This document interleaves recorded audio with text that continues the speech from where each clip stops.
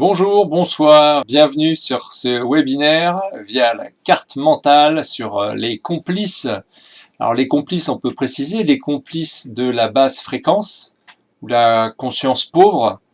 Alors c'est pas une forme de jugement, on pouvait dire avant les éveillés, les endormis, et c'était une manière de diviser les gens, et nous sommes dans la partie de l'expérience où il faut justement s'unir. Et puis, c'est pas non plus 0 ou 1, c'est pas blanc ou noir, cette dualité a tendance à disparaître, et de toute façon, on l'expérimente pas non plus de cette manière, puisqu'il y a toujours une palette de couleurs entre les deux, des nuances de gris. On pourrait parler des 50 nuances de grès, par exemple. Dans ces nuances-là, effectivement, on peut choisir le fouet ou on peut choisir la caresse. Et dans notre manière de voir les choses, dans notre manière de vibrer, eh bien, on peut être dans des basses fréquences avec de la violence, avec de la souffrance, et on peut monter aussi en fréquence et du coup avoir une conscience plus large puisqu'on va voir plus de choses vu qu'on prend de la hauteur et ainsi pouvoir profiter du spectacle plus agréable, pouvoir profiter de la caresse puisque on s'approche de plus en plus des fréquences d'amour pur et de ce fait il n'y a plus de souffrance. Dans ces complices, il y a plusieurs points que je vais vous détailler tout de suite. Tout d'abord, je vais parler du crédit social. Ensuite, il y aura l'ingénierie sociale, comprendre ce qui est mis en place justement pour ces complices-là. Ensuite, le rôle des médias qui sont là pour aussi alimenter les complices. Vous avez le sauveur qui souvent n'est pas vraiment là pour sauver. Nous allons voir ça juste après. Ensuite, le syndrome de Stockholm, c'est quand les otages sont tombés amoureux de leur ravisseur. Eh bien, nous avons une forme de syndrome de Stockholm aujourd'hui dans la société.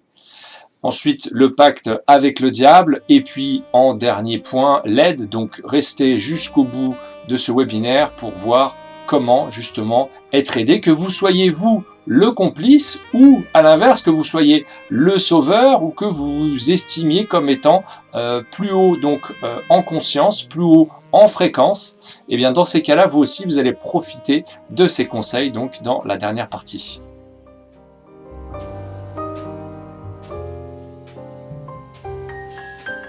Je m'appelle Cédric Jean et je vous accompagne dans votre éveil de conscience.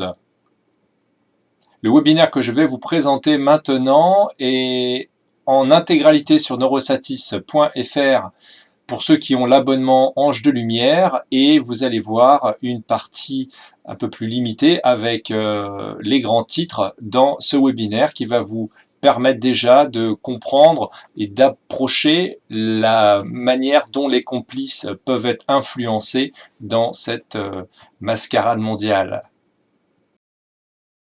Le premier point, c'est le crédit social.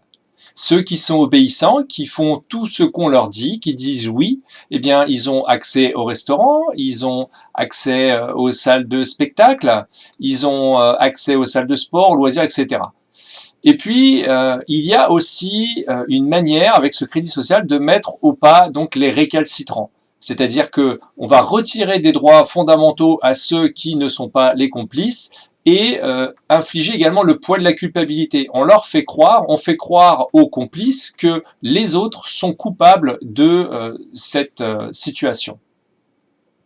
L'ingénierie sociale, c'est-à-dire qu'est-ce qui est mis en œuvre pour pouvoir accomplir le plan, pour pouvoir faire en sorte que les autorités, que ceux qui ont décidé l'asservissement puissent mettre au point donc leur stratégie. Tout d'abord, comment imposer ces nouvelles règles? C'est la division de la population. Alors, diviser pour régner, ça c'est une maxime de Philippe II de Macédoine et ça remonte à plus de 2000 ans. Vous voyez que ça a peu évolué depuis cette époque-là. Il y a toujours de la division. Vous voyez la division à tous les niveaux, que ce soit donc avec ces régimes sanitaires, que ce soit en politique, que ce soit après dans les couleurs de peau, dans les classes sociales, etc. Il y a de la division partout et ça, les gens maintenant commencent à vraiment le comprendre et trouvent des solutions pour se réunifier. Pourtant, les complices, eux, sont toujours dans cette division et puis ça leur permet de croire qu'ils sont en nombre puisque eux vont potentiellement rester soudés contre les autres.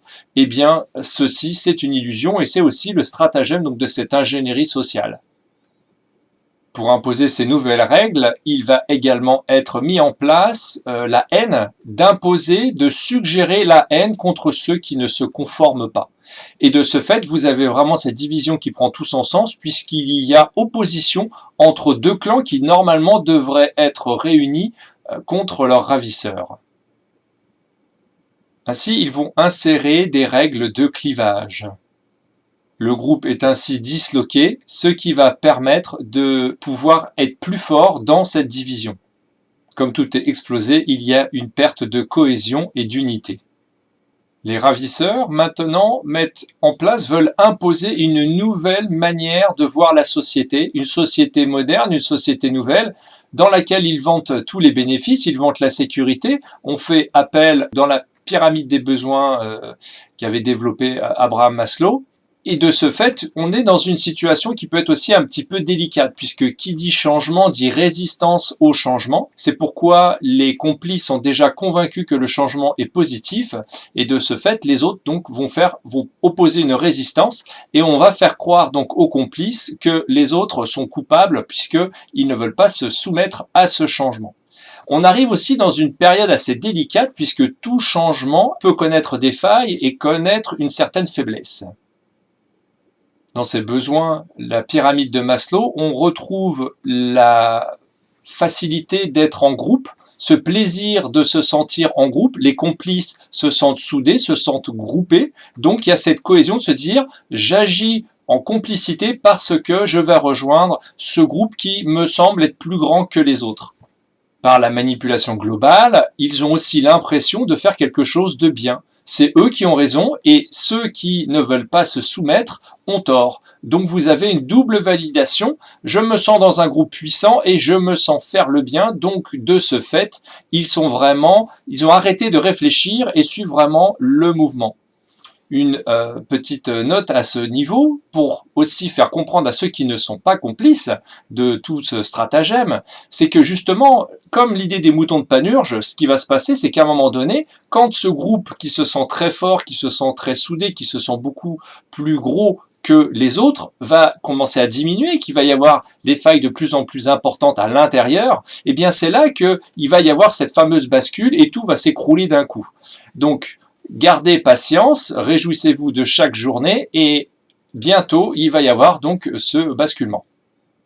Et bien entendu, on trouve en dernier point ici cette logique. Il est inconcevable que cette nouvelle société prône le mal. Forcément, elle veut le bien de tout le monde. Et quand vous avez déjà établi ce postulat, eh bien la suite effectivement est difficilement modifiable. On retrouve aussi un confort psychologique de croire ainsi, puisque si vous croyez que vous faites le bien, eh bien si on revient sur cette histoire de pyramide de Maslow, vous allez bien vous rendre compte que comme vous êtes dans un groupe qui fait du bien, ça renforce et ça valide votre manière de fonctionner. Et surtout, si on devait remettre en question ce dogme de dire que la société nous veut du bien, eh bien, dans ce cas-là, on va remettre aussi en question énormément de programmation, énormément de croyances. Et la plupart des gens, ceux qui sont vraiment complices, je dirais jusqu'à la moelle de l'os, eh bien, ça serait trop douloureux de changer d'avis. Donc, ils préféraient aller jusqu'au bout, sans vouloir réfléchir, sans vouloir se retourner, pour continuer vraiment dans leur croyance absolue. Ça devient une idéologie. C'est quelque chose de très fort et dans ce cas, pour certaines personnes, rien ni personne ni aucun événement ne pourra les faire changer d'avis. Le rôle des médias. Le rôle des médias est assez pervers, je vais le détailler dans la partie pour les abonnés, que vous retrouvez donc en intégralité sur neurosatis.fr. Le sauveur. Qui est le sauveur ?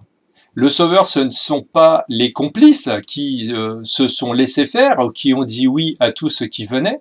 Les sauveurs, ce sont les autres, et c'est probablement vous qui regardez cette vidéo, puisque dans votre entourage, dans vos proches, peut-être dans votre famille, il y a des gens qui, justement, se sont laissés berner, n'ont pas la conscience que vous avez. Et encore une fois, donc ce n'est pas une histoire de jugement, il y a l'acceptation, on peut accepter leur situation, et vous voulez être le sauveur. Bien, dans tous les coachings que j'ai fait ou les manières donc d'aider les gens avec les consultations, Ce qui revient souvent, c'est que justement, je dis, alors vous avez essayé de sauver telle ou telle personne, vous avez essayé de le convaincre, vous avez essayé de le faire changer d'avis, de lui montrer des choses qui vous paraissaient évidentes, eh bien, qu'est-ce qui se passe avec le temps?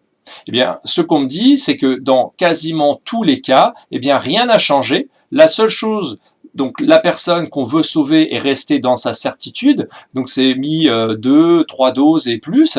Et par contre, ce qui diffère, c'est la personne qui veut sauver, donc le sauveur, par contre, lui, s'est fait du mal. Lui a baissé ses vibrations, lui s'est un petit peu torturé, torturé l'esprit, torturé le corps, avec de la fatigue, avec une activité cérébrale incessante de se dire, il faut que je trouve une solution, il faut que j'arrive à l'aider, c'est mon devoir, c'est peut-être quelqu'un de ma famille, c'est un proche, qu'est-ce que je peux faire pour l'aider? Bien, la réponse est la suivante. On arrive sur ce jeu psychologique, le triangle infernal, le triangle de Karpman. C'est vous êtes le sauveur, la victime évidemment, donc c'est votre proche, et le bourreau, eh bien ça va être peut-être une seringue, ça va être un passe, etc. Et vous voulez essayer de le sauver. Mais si finalement cette victime n'a pas envie d'être sauvée, vous allez aussi vous épuiser. Et dès que vous trouvez une solution pour éliminer ce bourreau, eh bien la victime va retrouver un autre bourreau et restera encore victime. Donc quelqu'un qui a décidé d'être victime, vous pourrez faire ce que vous voulez, à part vous épuiser, c'est tout ce qui va se passer. Attention donc à faire aussi la différence entre empathie et compassion. Vous pourriez très bien compatir sans avoir de l'empathie et ressentir toutes les douleurs et vouloir porter la souffrance des autres personnes. Ce n'est pas non plus le but. Vous pouvez aider s'il y a besoin d'aide, vous restez à côté si il y a effectivement cette montée en conscience, mais en aucun cas vous ne devez porter le sac de l'autre, en aucun cas vous devez porter la souffrance de l'autre. Ça ne servira à rien. Un autre problème avec le sauveur, c'est que en cas d'échec, il y a aussi une culpabilité qui devient grandissante. Vous dites, je n'ai pas réussi à le sauver, je n'ai pas réussi à lui faire changer d'avis, donc je suis coupable. C'est de ma faute s'il s'est fait injecter des choses, c'est de ma faute s'il lui est arrivé ci, s'il lui est arrivé ça. Encore une fois, le sauveur n'est pas responsable de l'activité des autres. Il est responsable de ce qu'il fait lui. Donc vous êtes responsable de faire en sorte d'être toujours en joie. Vous êtes responsable de ne pas porter la souffrance des autres. Et vous êtes responsable de pouvoir les aider s'ils ont besoin d'aide. Le syndrome de Stockholm.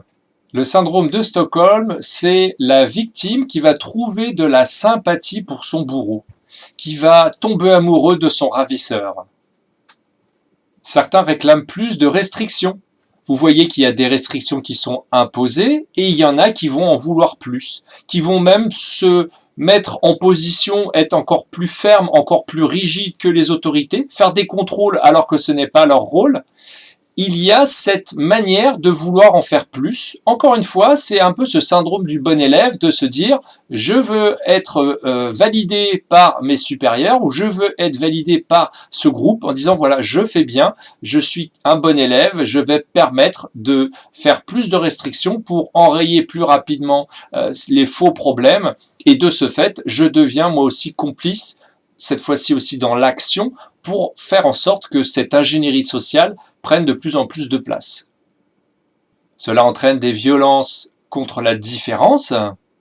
C'est une manière de légitimer la maltraitance. On va dire ceux qui ne sont pas complices, on va leur faire ci, on va leur faire ça, ils sont indignes, ils sont plus citoyens, ils sont ceci, ils sont cela. Et surtout, on va faire croire que c'est normal. Encore une fois, vous trouvez ces valeurs qui sont inversées. Il y a également un cautionnement dans l'acharnement sur l'autre. On va avoir une validation sociale, on retrouve un peu cette notion de crédit social. C'est bien parce que tu as imposé des choses à telle personne, tu as respecté cette idéologie et de ce fait, tu vas avoir un bon point. Les complices, c'est aussi à ce niveau-là. Il y en a qui sont vraiment actifs, qui ont envie d'aider leur ravisseur et de ce fait de pouvoir en fait s'octroyer une forme de pouvoir pour ensuite l'imposer aux autres. Alors comment s'en sortir? Comment sortir? Comment faire reprendre conscience à ces personnes qui sont tombées donc dans ce syndrome de Stockholm?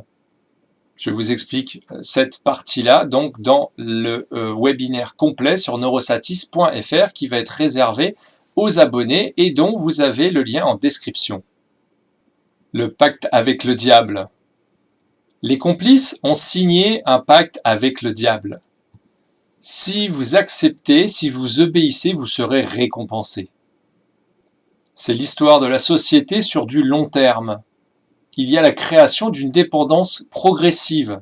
Au début, on vous dit de mettre un masque, après on vous dit de vous faire piquer, ensuite il faut multiplier le nombre de doses, et puis il faut continuer à faire des tests, et il faut continuer à faire ci, il faut continuer à faire ça, et maintenant vous n'avez plus le droit de faire ci si vous ne faites pas ça, etc., etc.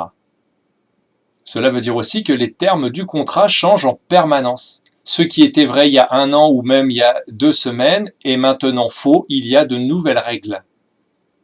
Les règles, déjà, ce qui est simple devient compliqué et ce qui était compliqué pourrait être simple.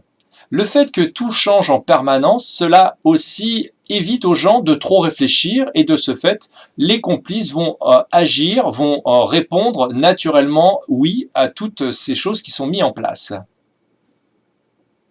Il y a quasiment une impossibilité de revenir en arrière. Plus vous avancez, plus vous êtes serré, plus vous êtes contraint et plus vous vous dites « j'ai peut-être encore qu'un pas à faire pour avoir encore une forme de liberté pour pouvoir continuer à vivre normalement ». Et le normalement, vous avez bien compris qu'il était complètement dénaturé de sa véritable signification. Ce pacte avec le diable, il commence par l'éducation. Que vous soyez jeune, que vous soyez adulte, ça passe par l'éducation. Soit vous allez être éduqué pour un épanouissement, soit vous allez être éduqué pour un asservissement. Vous voyez que dans le système éducatif aujourd'hui, ou même après dans les strates un peu plus élevées de la société, ou par rapport à des âges plus élevés, que l'on va trouver après dans le monde du travail, ou même par rapport à l'administration, il y a toujours cette soumission qui est mise en avant. Vous devez vous soumettre à telle chose pour avoir ça, vous devez vous soumettre à ceci, vous devez vous soumettre à cela. Et ça devient naturel d'être soumis à tout un tas de choses, pourtant la réalité devrait être bien différente. Nous voilà sur cette dernière partie, la 7e partie sur l'aide. Comment peut-on être aidé? Que vous soyez complice, que vous ayez été complice ou pas, suivant les niveaux de conscience, peu importe, nous sommes là pour faire l'union, pour faire unification.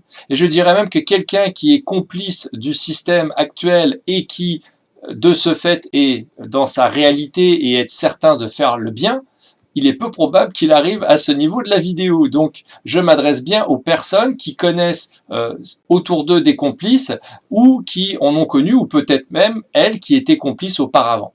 Eh bien, rappelez-vous une chose, vous êtes innocent et maintenant votre responsabilité, c'est bien d'accepter de vous être trompé, d'accepter d'avoir été manipulé et ainsi pouvoir aller de l'avant pour avoir les solutions, vous sortir de ça et pouvoir vous dégager, vous soulager de toute cette culpabilité, de tous ces traumatismes que vous avez peut-être accumulés au cours des mois ou des semaines.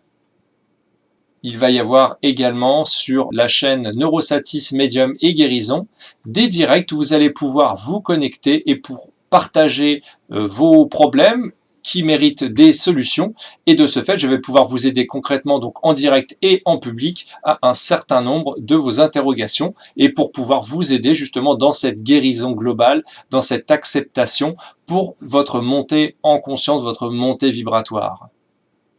Mes premiers conseils pour vous aider, c'est déjà de veiller à votre taux vibratoire, à veiller à votre manière de vous alimenter. Mais cette manière de s'alimenter, on s'alimente déjà avec l'air que l'on respire. On peut déjà être en conscience de bien respirer, respirer à plein poumon, respirer avec le ventre. Donc, il y a des méthodes pour bien respirer. Ensuite, vous avez aussi l'alimentation par la nourriture. Alors, ça serait de faire attention à ce que vous mangez, manger du vivant, éviter de manger de la viande, pour garder aussi de bonnes vibrations, des fruits, des légumes, tout ça c'est bon pour la santé. Manger équilibré et varié, éviter tout ce qui est addictif, tout ce qui est drogue et donc qui va modifier votre état de conscience.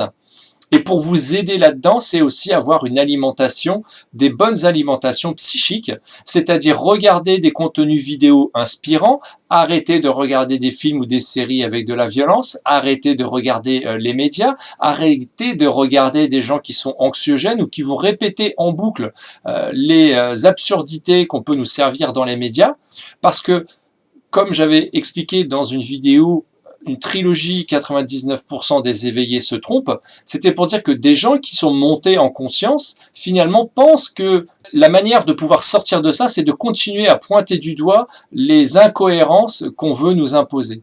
Je pense que la meilleure solution, c'est justement de se diriger vers quelque chose de complètement différent, de se diriger vers quelque chose que l'on veut. Ne pas dire « je ne veux plus ça », non, c'est de quoi j'ai envie.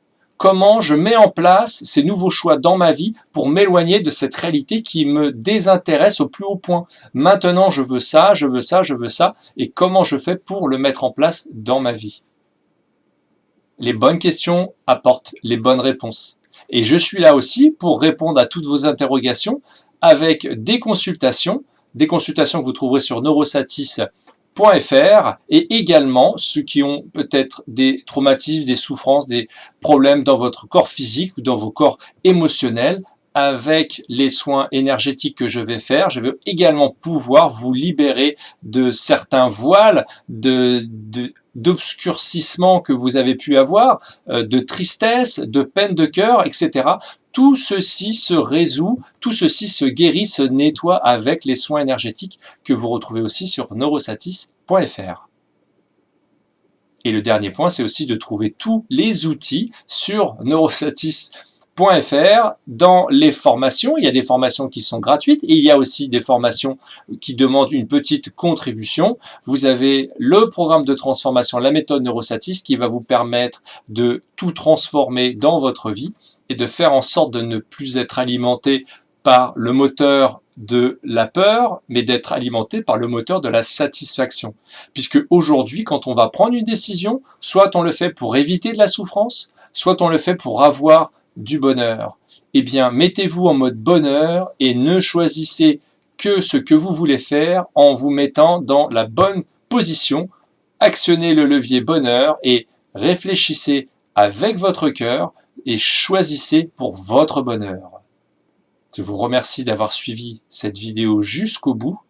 À très bientôt sur neurosatis.fr, sur YouTube, sur Facebook, sur tous les réseaux. Abonnez-vous. Inscrivez-vous sur neurosatis.fr et je vous dis à très bientôt pour d'autres webinaires, pour d'autres directs, pour d'autres bonnes nouvelles.